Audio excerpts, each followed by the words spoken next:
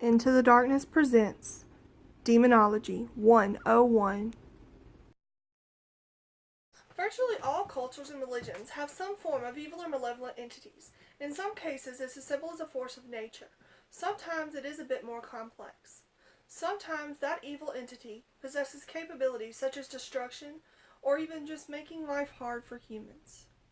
Today we will be studying some of those entities. In this series of Demonology, we are going to explain the different demons, devils, and evil spirits that are in this world.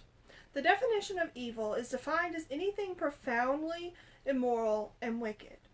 Now, we're not just talking about bad people out there, we're talking about spiritual beings.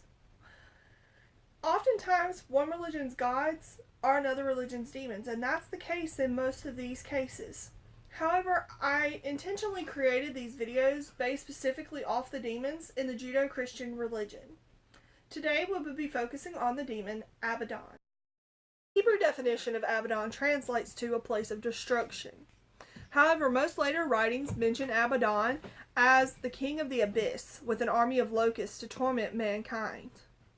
The Bible mentions Abaddon multiple times, and it even draws a parallel between Abaddon and Sheol. Now, for those of you that are unaware, Sheol is a place that's often mentioned in the Bible. A lot of people refer to it as hell, or an alternative of hell. Now, Proverbs 15:11 states, Sheol and Abaddon lie open before the Lord, how much more the hearts of men? Referencing that Sheol and Abaddon are much in the same place. Proverbs 27:20 says, Sheol and Abaddon are never satisfied, nor are the eyes of men ever satisfied. Again, referencing that there is some form of parallel that is between Sheol and Abaddon. Job 26:6 says, naked is Sheol before him, and Abaddon has no covering. Now, Psalm 88:11 associates Abaddon with the grave, stating, will your loving kindness be declared in the grave, your faithfulness in Abaddon? I'm not sure what exactly they're trying to say there, but it does reference Abaddon as being sort of a parallel with the grave. So, I don't know, maybe there's something there. Now, Job 31:12 states, for it would be fire that consumes to Abaddon, and would uproot all my increase, therefore, stating that Abaddon is a place of fire.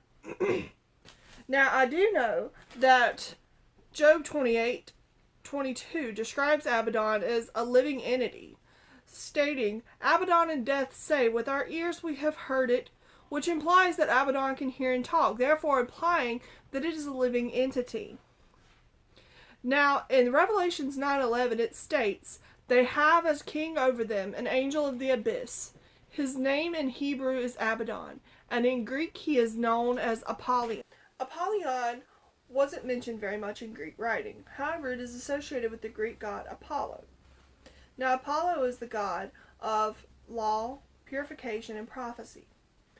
Also, in earlier writings, Apollo had the ability to cast plagues upon mankind. Also, he had the ability to remove them.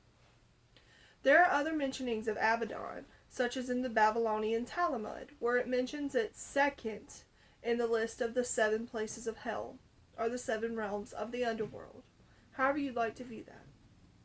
Also, it's mentioned in the 1st century AD text Pseudophilo, where it says, when the years of the world are fulfilled, God will quicken the dead and rise up from the earth them that sleep.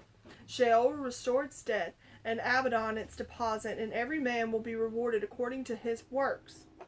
Abaddon is also mentioned multiple other times in several of the Dead Sea Scrolls. There are so many that I'm not going to list them out here.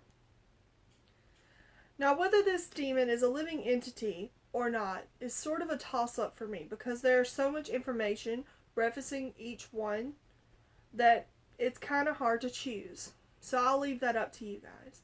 But I still covered it because it is important and shouldn't be taken lightly regardless.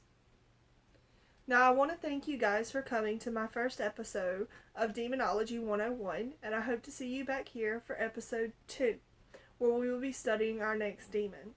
I won't reveal the name yet. I hope you guys have a great night and enjoy.